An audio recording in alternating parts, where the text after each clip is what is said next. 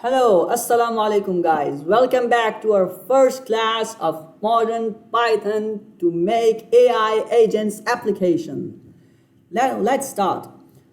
We are going to make a story out of this course, out of this first tutorial. So, building with Python is like making a structure with Lego blocks. One Lego brick at a time, you can make huge, massive structures as you wish, as complicated as you like, but one brick at a time. So, Python code is like constructing with Lego bricks, but each single Python code line, each single function of Python is like a block. Block by block, you integrate the things and you can make a wonder out of it. So now let's start to study how many types of bricks do we have in Python. So what are the bricks in your Python Lego world? The variables are those bricks. In variables, you store the information and then integrate it in your code, structurize it, make a form out of it so to make an application that gives you some functionality utilization. So there, as you have different colors of bricks in Lego, you have different types of variables in Python. So for example, the red brick in Lego is like strings in Python. So what is strings? Strings are the variables in which you can store character information like alphabets. These character informations are, you can initialize it with quotations. First of all, let us give our string variable a name. Give it name. So here we have a variable. Now we will store a string in it, Hussein. Here we have a variable, a Lego brick of Python, initialize. Initialize means we have made a single brick of Python.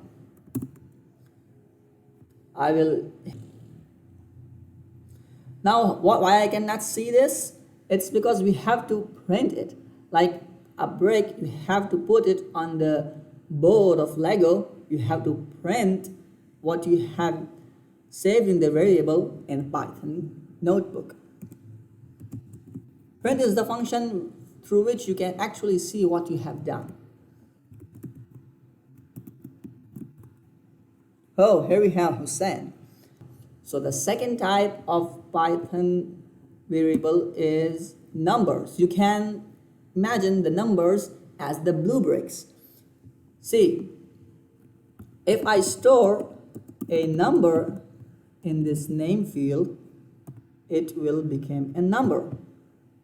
But you should not do so, because afterwards it can make problems for you. You won't remember that whether this variable was a number or it was a string. So for safety's sake, we always hint to the Python what are we meaning with this variable. Are we meaning it to be a string or are we meaning it to be a number? You can hint the Python, you can direct it that it will always be a string, and then you can store the information right into it. Likewise, if you are having a number, you can first of all just type the number in it.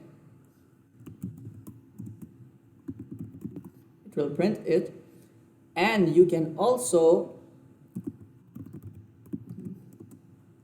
fix this variable to a number type. I will explain to you in future what is the type. The number in Python is called integer and its sign is int. So here we have 88 stored in this.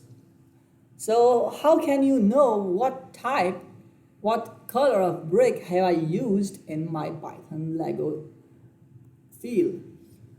So Python gives you a sage for this. You have those friends in Lego play who know every bit of blocks. They are so expert. Likewise, the type function in Lego gives you the type of each and every variable. So if I type age, it will give me that its type is integer. If I type name, it will give me that its type is string. Likewise, you have a white Lego brick in Python too. That like white brick is booleans. Booleans are the fundamental block of Python.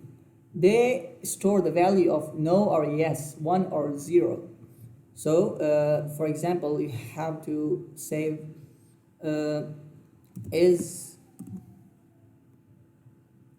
is right. You can store true in it. And if you print this,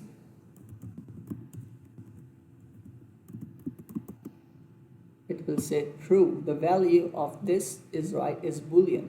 You can check it out in this form too. It will say it's a bool. So these bools are helpful when you are making conditional logics. For example, if this is true, do this. If it's not true, then do that.